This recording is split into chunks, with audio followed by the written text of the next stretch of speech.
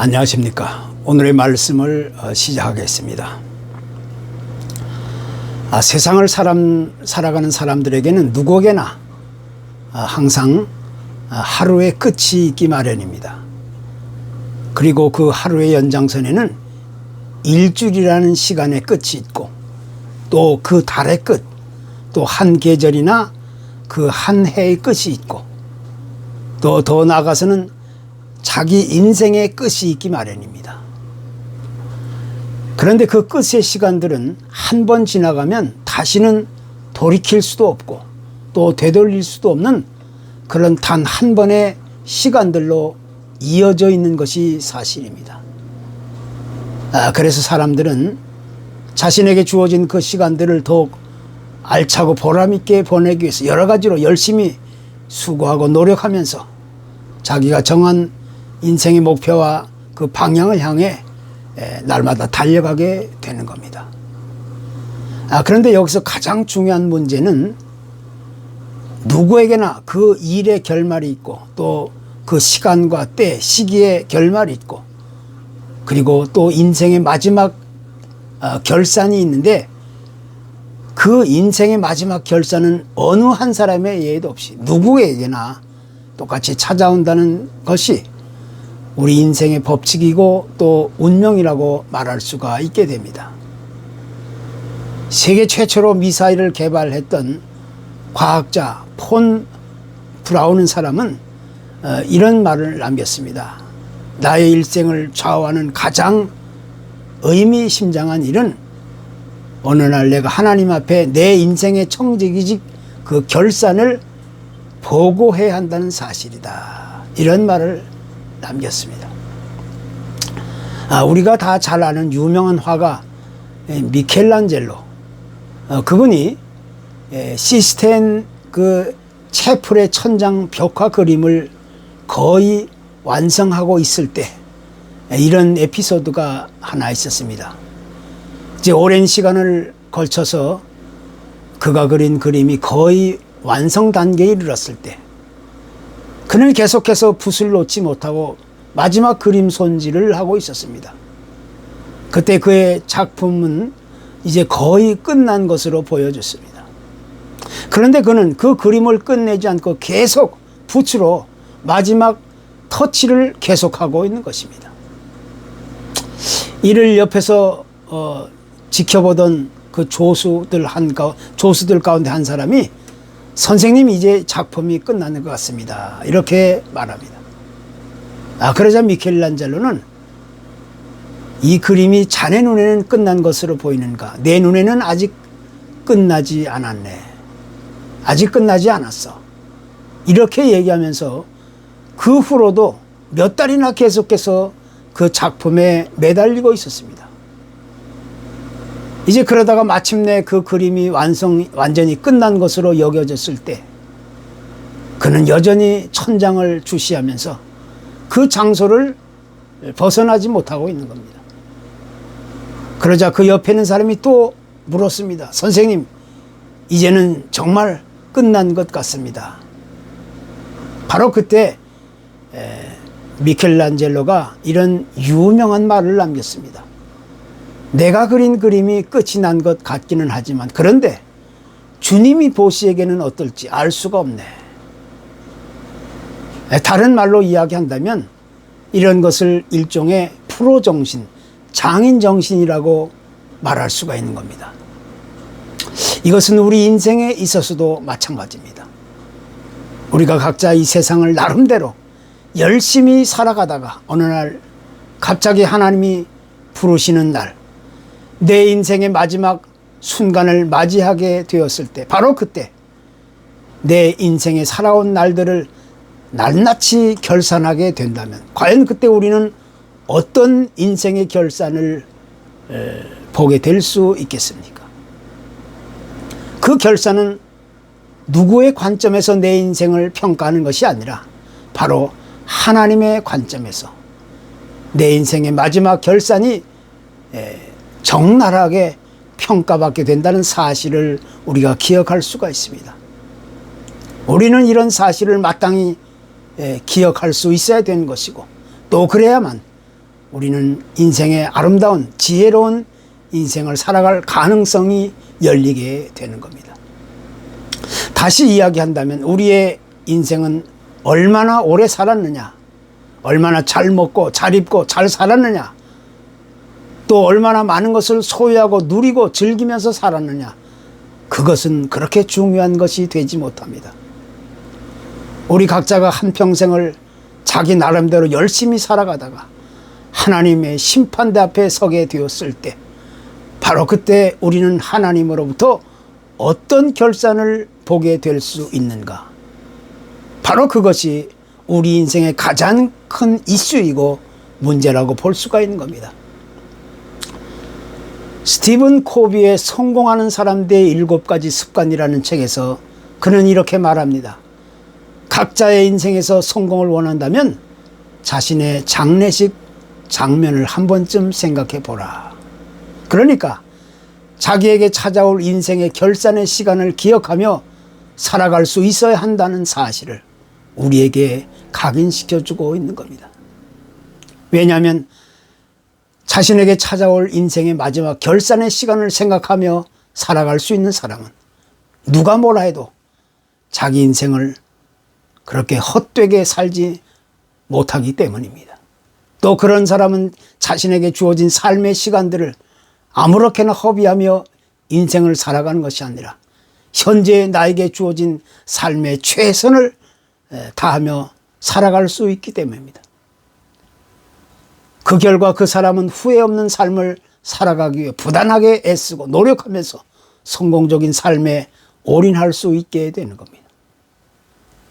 단 한 번뿐인 우리의 인생을 결코 헛되이 살지 않게 된다는 것입니다. 우리는 이제 이와 같은 사실을 마음에 새기면서 오늘 이 마지막 시간을 아름답게 장식할 수 있어야 됩니다. 그것이 참으로 복되고 아름다운 인생의 지름길이 되는 겁니다.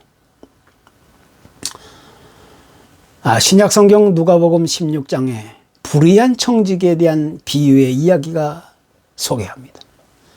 이 사람이 자기 주인의 재산을 관리하다가 주인으로부터 자기 마음대로 자기 재산을 낭비한다는 이제 소문을 이제 퍼지게 되었습니다. 그러자 주인은 즉각적으로 그 청지기에게 이제 결산을 보자고 통보를 하게 됩니다. 그때까지 이 사람은 자기 마음대로 주인의 소유를 관리하고 사용하면서 이제 주인의 결산을 요구하자 이 사람은 아주 매우 다급해지게 되었다는 겁니다. 왜냐하면 자신이 관리하며 사용해왔던 재정은 전부 자기의 소유가 아니었기 때문입니다.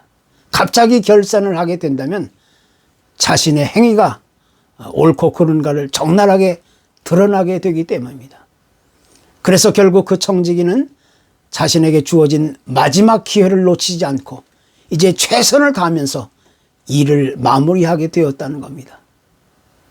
자기에게 다가올 마지막 결산을 미리미리 잘 준비하며 살아가는 것이 최선의 삶이라고 우리는 이야기하게 되는 겁니다. 성경은 우리 인생의 마지막에는 어느 한 사람의 예외도 없이 누구에게나 반드시 하나님의 심판이 있을 것을 경고해 주고 있습니다. 그때 하나님을 모르고 하나님을 부인하고 외면하고 하나님을 등지고 사는 사람들에게는 영원한 심판이 따라오지만 예수 그리스도 안에 들어와 있는 사람들에게는 영원한 생명과 구원과 안식의 삶이 아름답게 그들에게 주어지게 되는 겁니다. 그렇기 때문에 그때 하나님의 심판대 앞에서 각자가 살아온 삶의 마지막 결산을 보게 된다는 사실을 우리가 다시 기억하고 오늘 현재를 아름답게 살아갈 수 있어야 되는 겁니다. 그것이 아름답고 건강한 삶을 살아갈 수 있는 유일한 참길이라고 우리는 이야기할 수가 있습니다. 1923년 시카고에 있는 에드워드 호텔이라는 곳에서 미국 내에서 가장 재산이 많기로 소문난 부자 7명이 자리를 함께하게 됐습니다. 이 모임에 함께한 7명의 재산을 전부 합치면 당시 미국 정부가 가지고 있는 재산보다 훨씬 더 많을 정도로 그들의 재산 규모는 어마어마할 정도였습니다. 그때 그 모임이 세상의 관심거리가 되었던 것은 당연한 것이었습니다. 그런데 그 모임이 있고 난 이후 25년이라는 세월이 지나게 되었을 때 어느 한 기자가 그들의 마지막 삶이 어떠했는지 낱낱이 추적해 보게 되었습니다. 강철 회사 사장이었던 찰스 슈익은 거지가 된 채로 죽음을 맛보게 되었고, 밀농사로 아주 갑부가 되었던 알서 카튼이라는 사람은 마지막에는 사업이 파산되고 고독한 채로 임종을 맞이했습니다. 그리고 뉴욕 은행의 총재였던 리차드 위트니는 불행하게도 마지막 여생을 감옥에서 보냈습니다. 또 재무장관 엘버트 홀은 감옥 생활을 마치고 감옥에서 나와서 초라한 죽음을 맞이했다는 겁니다. 또 웰스프리트 회장이었던 리버모어는 자기 인생을 비관하면서 자살로 인생을 마감했고, 국제은행의 총재였던 리온 프레이저도 자살함으로써 자기 인생을 비극적으로 마쳤습니다. 그리고 부동산업자 이반 쿠르콜은 자살 미수로 병원에 입원해 있었다는 겁니다. 이들은 모두 세계적인 부자들, 많은 사람들로부터 부러움의 대상이 되었던 인물들이었습니다. 그러나 시간과 세월이 한참 흐른 뒤에는 그 누구보다 비참하고 비극적인 삶의 마지막 인생을 맞이했다는 사실을 우리에게 알려주고 있습니다. 세상적인 눈으로 보이는 물질적인 가치는 결국에는 잠깐 보이다가 없어지는 아침 안개와 같은 것이고, 들에 피는 꽃과 같고 바람에 날리는 그 먼지에 불과할 뿐이라는 사실을 우리에게 가르쳐 주고 있습니다. 그 누구에게나 인생의 마지막 결산이 있다는 사실을 우린 다시 새겨듣지 않을 수가 없는 겁니다. 우리 인생은 누구에게나 시작이 있고 끝이 있기 마련입니다. 태어날 때가 있으면 반드시 죽을 때가 있고, 기쁘고 즐거운 때가 있었다면 슬프고 괴로운 날도 찾아오기 마련입니다. 아침이 있으면 저녁이 찾아오는 것은 당연한 이치고, 밝고 환한 낮이 있었다면 어둡고 캄캄한 밤도 있기 마련인 것입니다. 그래서 지혜로운 인생을 사는 사람은 자신에게 다가올 마지막 인생의 결산을 미리 준비하며 대비하며 살아가는 사람이라는 사실을 우리는 여기서 다시 한번 강조하지 않을 수가 없는 겁니다. 사람이 죽을 때가 되면 자신이 살아온 일생을 돌아보면서 대체적으로 세 가지를 후회한다고 합니다. 첫째는 내가 살아오는 동안 베풀지 못한 것을 그렇게 후회한다는 겁니다.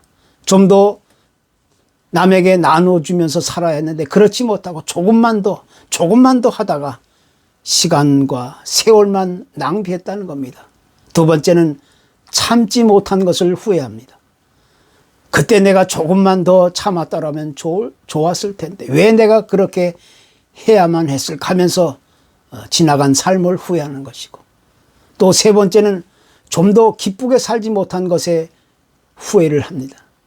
왜 그렇게 재미없고 짜증내면서 분을 내면서 내 기분만 고집하며 살아왔는가, 이런 후회를 하게 된다는 겁니다.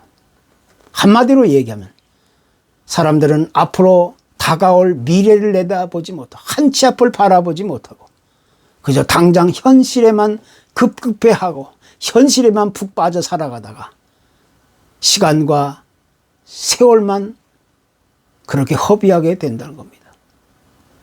그러다가 어느 날 갑자기 찾아온 자신의 인생의 마지막 결산의 날이 도달했을 때 너무 다급한 나머지 생각할 겨를도 없이 후회만 늘어놓게 된다는 겁니다. 이것이 비참한 인생이 보여주고 있는 마지막 삶의 모습입니다.